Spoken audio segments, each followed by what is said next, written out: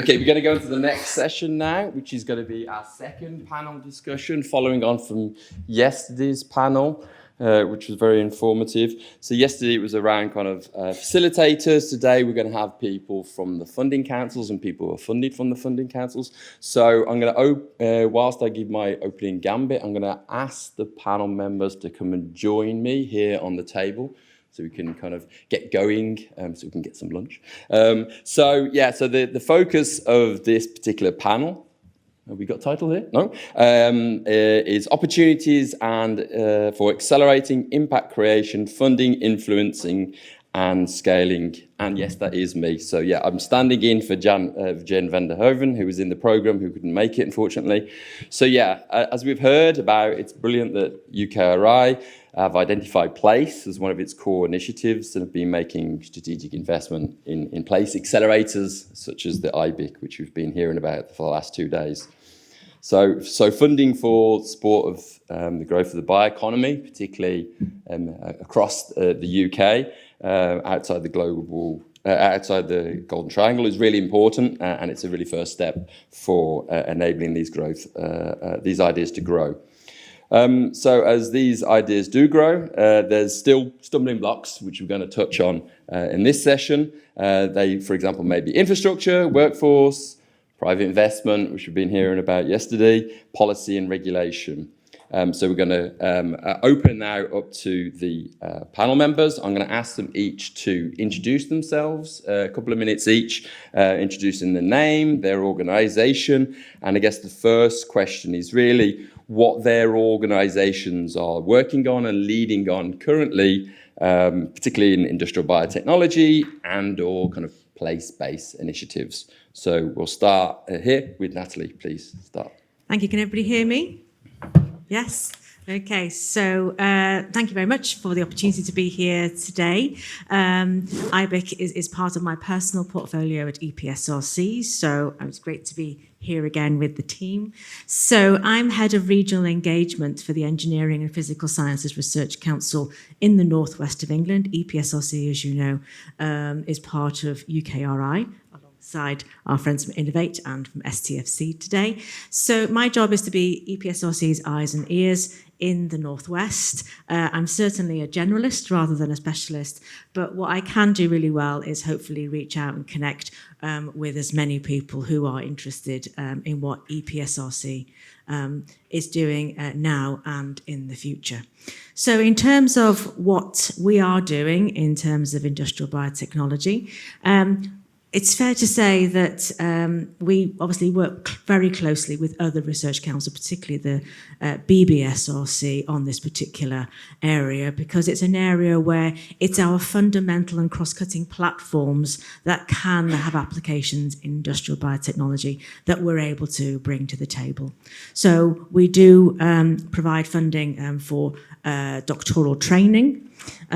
We have a Centre for Doctoral Training on Industrial Biotechnology, in chemical biology, and this portfolio, the Place-Based Impact Acceleration Account, is one of our sort of newest members of the EPSRC family, very much cluster-focused in regions, working to deliver regional ambitions. So there are lots of opportunities, and perhaps we can cover them a bit later. Yeah, hopefully this works. We're certainly in the graveyard shift now, but so Raj Mistry, Innovate UK Business Connect. I work in the Chemistry and Industrial Biotechnology department, so pretty much au fait with a lot of people here. Historically, we've run funding streams that involve biotech. One namely the what was it called? The Sustainable Bio-Based Materials and Manufacturing call, which kind of realised £14 million worth of funding, and that was a joint call with Innovate UK, BBSRC and EPSRC. Our current opportunities at the moment are around sustainable chemicals innovation, so we're launching the Innovation Network on the 12th of this month, and that's a face-to-face event in Teesside. And also an engineering biology innovation network, which is going to be launched on the 19th, and that'll be online. So in terms of supporting industrial biotechnology, we definitely are the front-facing individuals that actually promote the funding streams that come online. Also, we have other opportunities via our IX platforms. So these are cross-sector opportunities where companies actually post their challenges, and both academics and smaller innovators can come along and have a look to see whether they can address those challenges and get an opportunity to pitch in front of these companies in a view that there could be some collaborative work that could be undertaken, funded by the larger organisation. So look out for those. But yeah, and again, like my colleague Natalie has mentioned that we're open. There's no wrong door policy. Come and speak to us. If we're the wrong people, then we'll certainly redirect you to the appropriate people to answer your queries. Thank you. Great. It's been a fantastic 2 days. Great to be here, Neil. My name is Massimo Noro. I'm the Director for Business Development and Incubation for STFC. That stands for the Science and Technology Facilities Council. We have two main bases, one at Daresbury, which is not that far from here, and the other one down at Harwell by Oxford.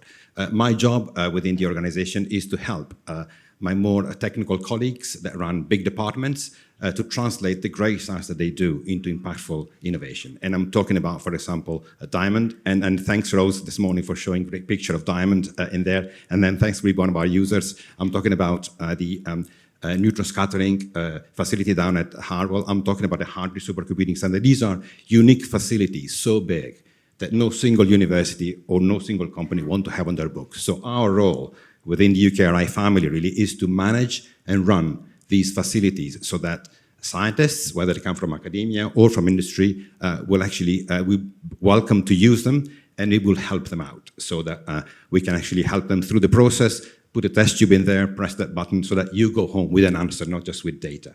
And really our goal is to translate that into impact. That means helping companies, small, medium, large, to grow. And when you ask Neil, what is the impact in there, is really to get to creation of jobs, GVA, gross value add, and also skills development. What we can contribute to IBIC? Well, two very practical ways. First of all, you probably will have seen Phil Carville yesterday.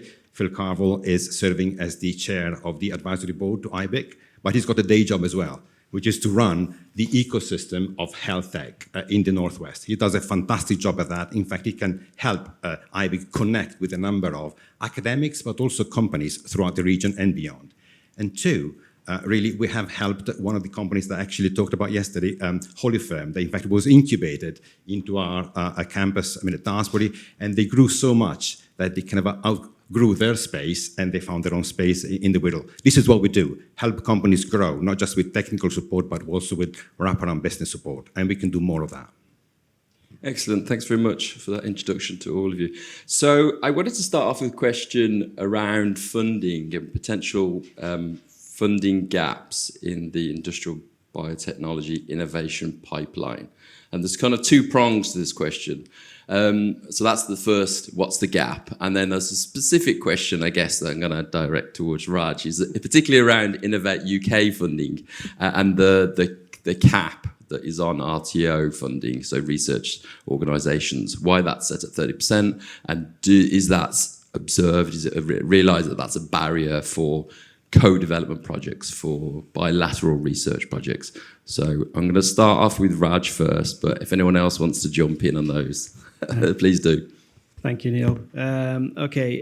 So in terms of addressing the first question, I guess it's things like, in my opinion, it's infrastructure access is a big problem for the UK. At the moment, innovators can scale to a certain amount, but when it gets to scaling up beyond a certain point, it gets unaffordable. So there is an issue that needs to be addressed there. We don't have an answer to that yet.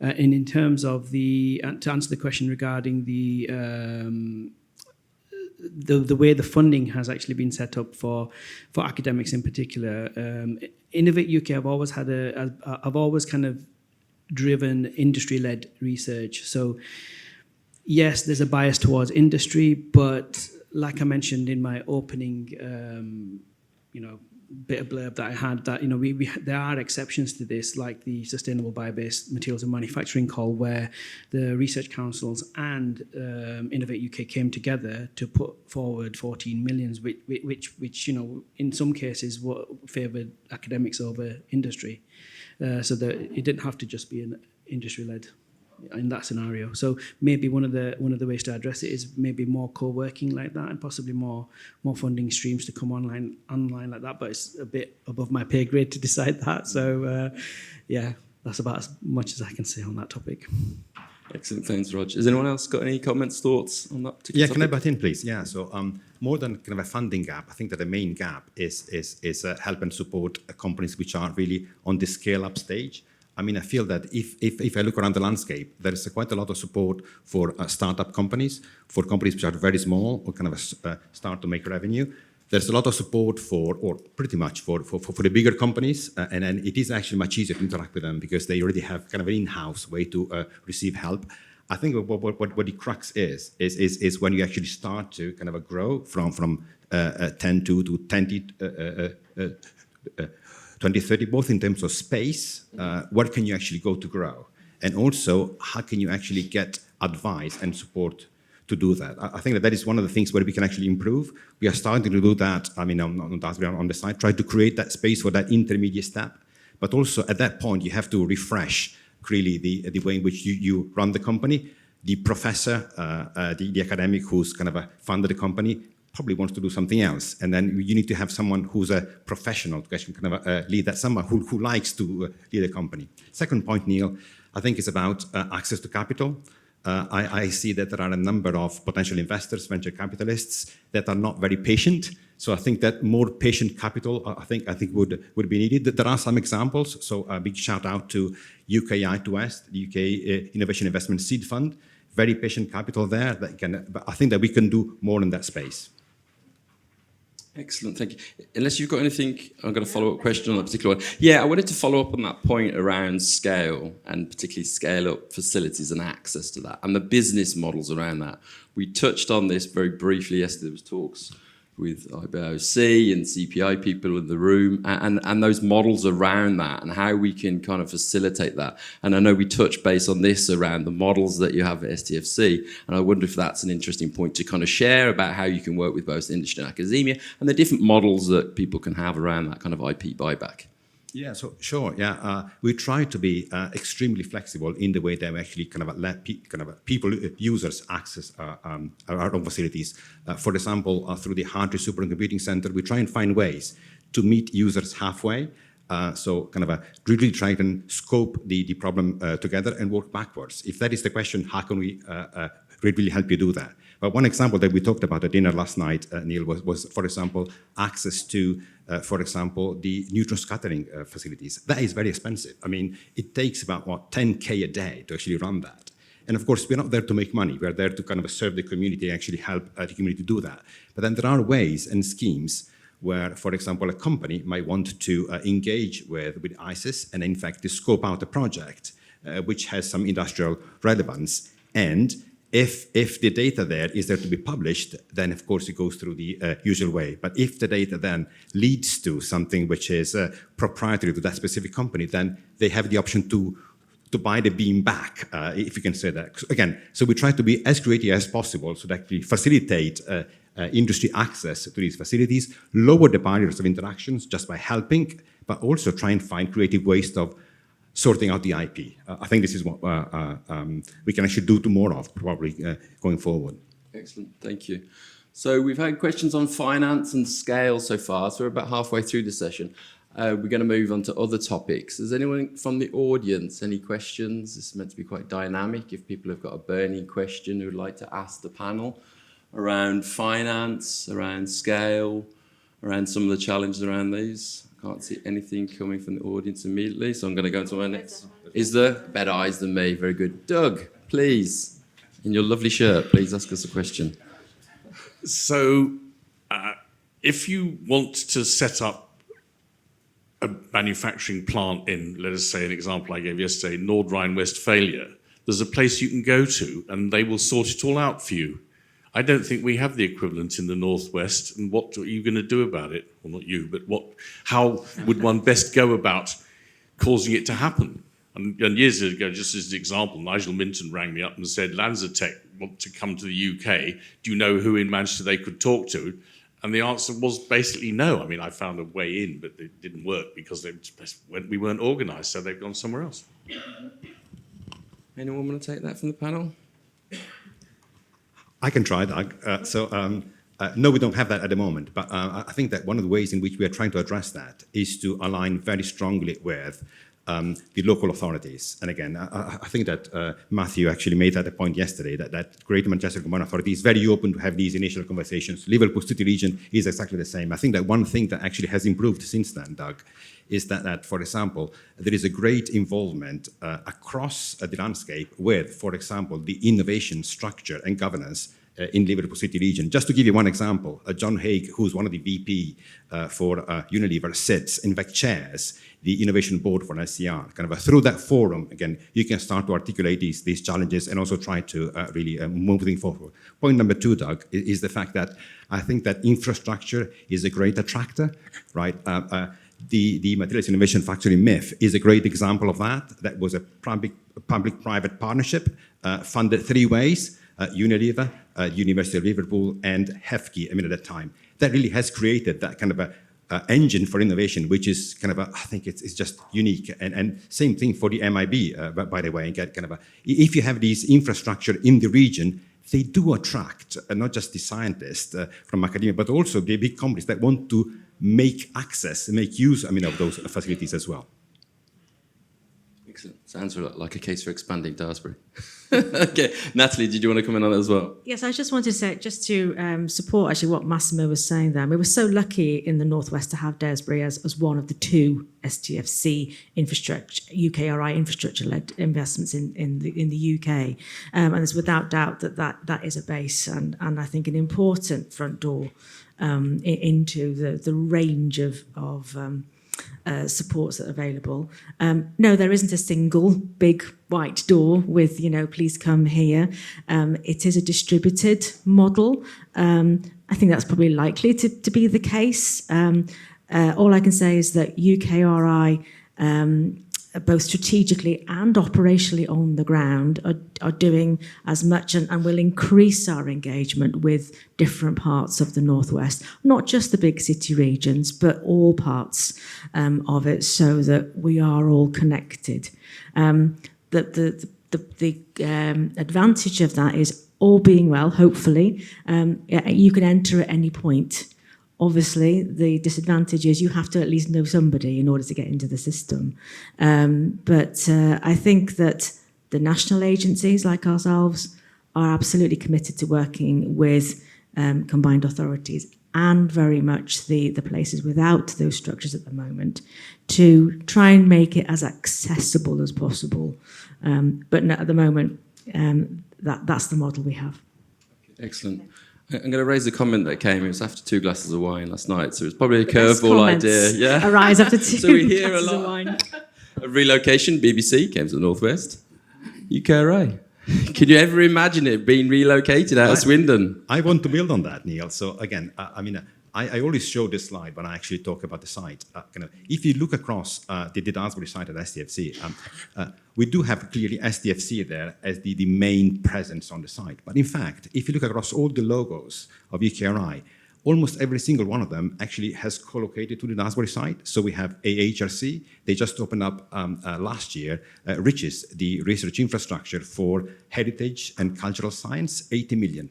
Boom, in the Northwest. We do have programs in partnership with EPSRC, so SuperSTEM, which is based there, a very powerful microscope, if we can call it that way, but also with the plan to actually increase that even more into RUDI, relativistic, whatever that's called. We are a big microscope as well.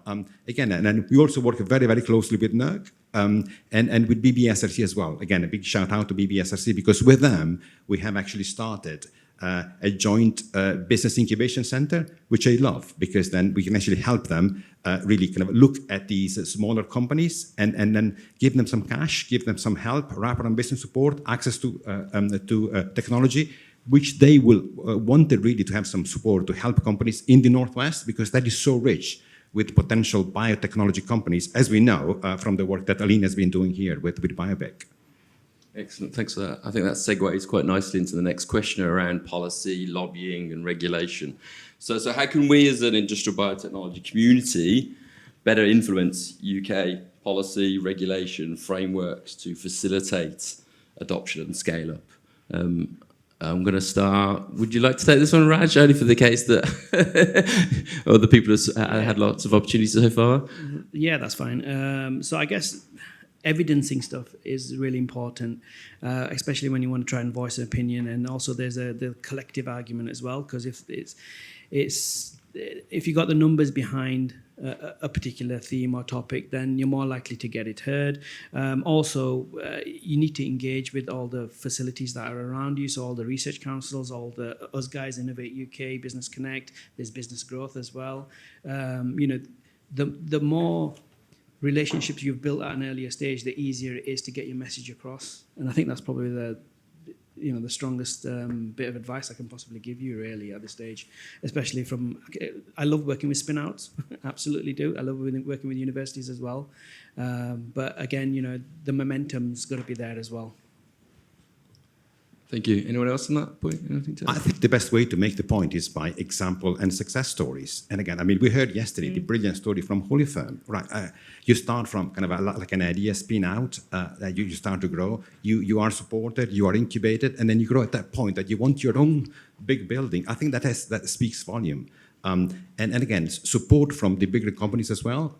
In the area, there's Unilever, there's Croda, there's so many big companies that again can act as testimonials for what in fact the biotechnology sector needs. I think that kind of making the case through testimonials will be, from industry especially, will actually make the case even stronger. I think that we do this already, we can do even more with examples that, for example, new companies that start now and become so big as in the Holy Firm case.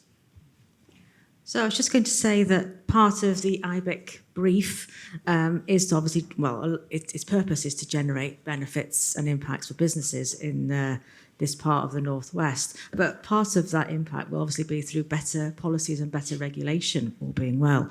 So by being part of the IBIC family is just the sort of place where you can have these conversations, prompt these sorts of conversations. And I'd like to do a shout out very much for the IBIC Advisory Board, which there was an open call for applications, and we've attracted, rather the IBIC team has attracted people from all across the UK to be part of that advisory board. So there are people directly involved in the governance of IBIC that are taking part in those policy discussions across the UK. So by being part of this group and network is definitely a place to start to and continue discussions about the kind of regulations that you want to see. Excellent, thank you for that. So, our next question, I'm going to try and flip this around and open it up to the audience, which could be a dangerous task. But essentially, we heard yesterday from the Mayor and also Richard Jones about within our region, there's economic disparity. There's some regions that are poorer than others, some that are doing better, but maybe not all better than Cambridge here. So what can we do? What have you done? I'm going to throw this out there. In terms of engaging in those economically less well areas? Where's the opportunity through IBIC, through industrial biotechnology? So we heard from really inspirational talk earlier from Lynn. What are we all doing as individuals? How can we, through our day jobs and other activities, can you think about how you can better engage communities for outreach, education, and so forth? Inspiration from academics in the room who are interested in outreach? Anyone want to flag or shout out anything they've done recently? I'm looking at you over there. We're going to go to you, and maybe Carl. I'm going to put you on the spot as well, if you wouldn't mind, please. Yeah, I work for a 2M Group based in the Northwest, head office in Runcorn. We do a lot of work with the Catalyst and Witness, where we go in and do scientific experiments with that can be GCSE students, A-level students. So we tend to do it like twice a year. Where we have career opportunity discussions really to direct, again, GCSE or A-level students, and we'll do, simple experiments that you can do inside and help with health and safety in mind, but that's what we do as a company. And as a company, 2M Group, we do a lot with STEM, and we do a lot of work with the University of Liverpool here and John Moores, and again, working more with University of Manchester as well. So, so a lot of outreach, and I think, as I said, it started with the Catalyst is a good place to start with for younger students, really, and while they're deciding what they want to do career-wise or even science-wise, whether they want to move to chemistry, biology, physics, etc. Yeah. Excellent, thank you. I mean, for the other industrialists in the room, is there learnings you can have from that? Because I presume that's quite early stage. It's not direct recruitment. Is there things you might share in terms of that internal narrative about winning the argument for extending that effort? Well, how does that work inside 2M? Sorry, other ways of doing it, or? No, obviously you need to convince your managers that that effort is worth it for an organisation. As a company, you've got to make money. That does not a direct income generator. So how do you win those arguments? Is the general learnings that you have from your internal conversations that you could share with the industrialists in the room? Yeah, I mean, we start with that level, and then we do a lot of year in industry. Last 3-4 years, we work with, again, the University of Liverpool, University of Huddersfield, and with year in industry students. And then we tend to, again, obviously between year 2 and year 3, and at the end of it, we try to, we find a place within the organization for them as well. And, there tend to be a lot of chemistry graduates, but other areas as well, like HR. But, year in industry is a great way of doing it. We gain a lot from it, and as well as the students. And as you know, it's a year-long job interview, and they understand. They learn the industry, and we learn a lot from them as well. And we get a lot of new ideas and innovations. So, in the question, I don't think it's something we have to convince our managers or our owners really. So, again, we've been doing it for probably 10 years now, right? And we see the benefit. So we try to extend it across into the, as I said, with the younger groups. So we find it beneficial, and it's part of our culture really within 2M Group. Yeah. Excellent, thank you. So there's no. Oh yeah, please, one more. Yeah, I just wanted to add a question about what's the business case for doing this.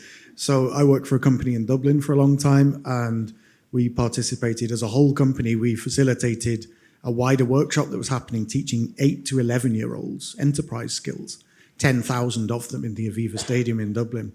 And if you want to know what the really mercenary answer is, the marketing content was amazing. That was it, really. There was so much coverage. It was basically front page news in quite a lot of the bigger Irish papers. Excellent, thank you. Could I just add that just the benefits of actually having academics at whatever stage, particularly students and people before university level.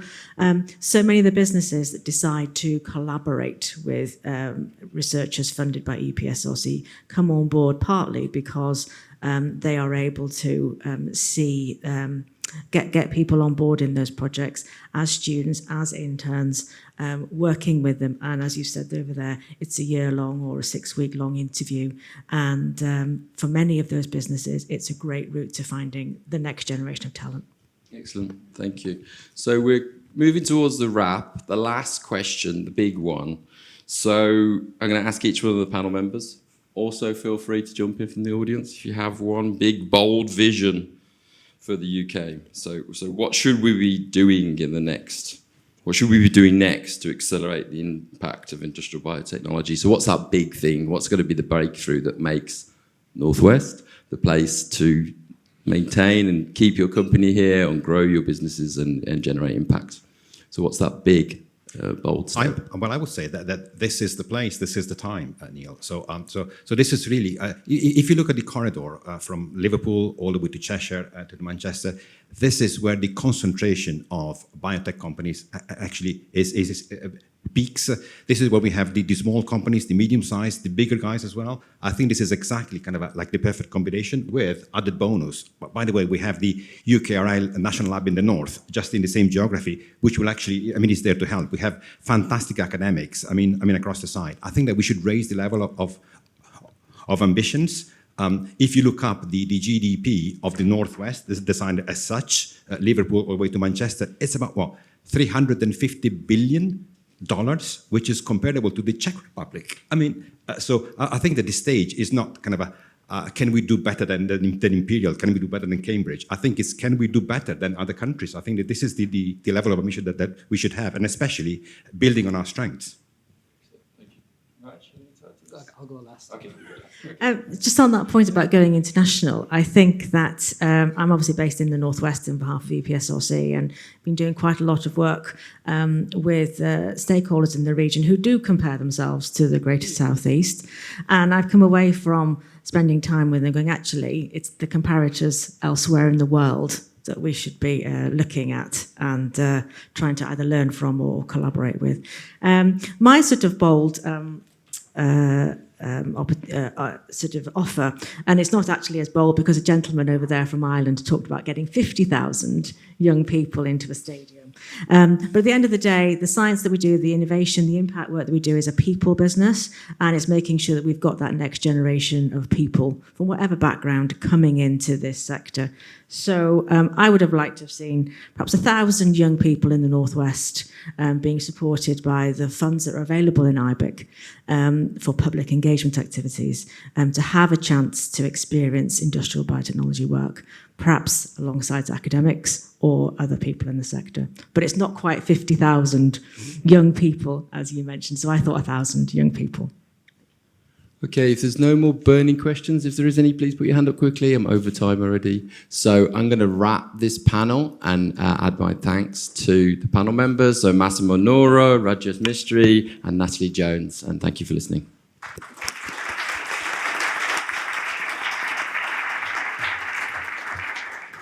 Thank you. You can stay, actually. We'll try to be efficient. So, wow. What a 2 days. It seems 2 minutes ago that I was standing here welcoming you all. Wow, what a last session as well. It's been really impressive to hear all the talks, hear the insights that have covered a whole wide range of areas. But first, I've got very quick 3 things I'm going to do. The first, I'm going to announce the poster prizes. So can everyone give a drum roll? Can I move? Wake up. Keep going. I need to open my phone. Okay, so I'm going to announce the winners. Thank you very much. Tension's building. So I'm going to announce the winners. We will come up after the end and we'll take a photograph of everybody. We've got some Amazon vouchers to give out. And I hope you were impressed with our poster boards, swipeable. So in third place, we have Ravina Mistry. In second place, we have Nayab Raza. And in first place, we have Nur Farah Izati Binti Abd. So congratulations to you all 3.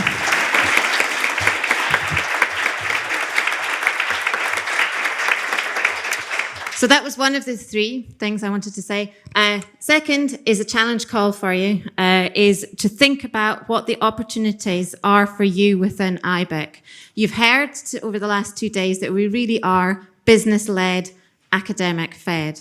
We really want to get that out there and really help build the collaborations across our region and really generate that impact, talking about accelerating impact from what we're doing. So please come and talk to us. If you haven't told us what your challenges are, or even a topic area, we are able to put on events, workshops, etc., and we can help build connections. We've got a great database of people already. Let's grow that.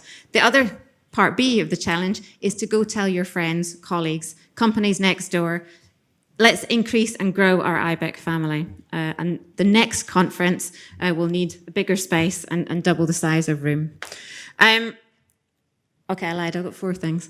Third thing, we did the formal thank yous last night, but I just want to really reiterate, I've been up here doing quite a bit of talking, but it's not just me. We've had the advisory team, the academic management team, our fantastic operations team, Enna, Pallavi, Sabina, Jen, and Jennifer, and Kelly.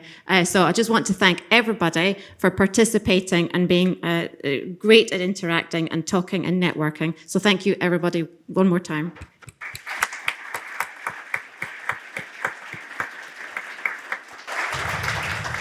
And of course, EPSRC for funding and being our sponsors. So I'm going to close out the very last thing. So I talked last night about the P's, and I've expanded my list from last night. So we're very much here about place, very much here about people, and that goes from public engagement, from primary schools all the way through to policy development. We need to think also about productivity. We heard yesterday the importance of private sector versus public funding coming together to build that growth area, to build the productivity, build the profitability, and really generate that impact that we can have got the potential to do within industrial biotechnology across the Northwest. And the last P is partnership. By working together, doing more things together, by collaborating and co-creating, we can actually be greater than the sum of our parts. And I will leave that with you as you ponder, as you walk across to have lunch. And please continue networking, continue the discussions.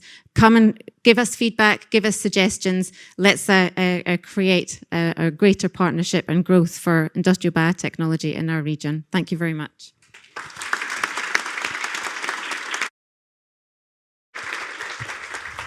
Also, it's never too late to have a career change. So if anybody wants all ages, all ranges, please come and join the career session after lunch. We will come and kick off, where we've got a great panel to tell us about their career journeys inside and outside academia.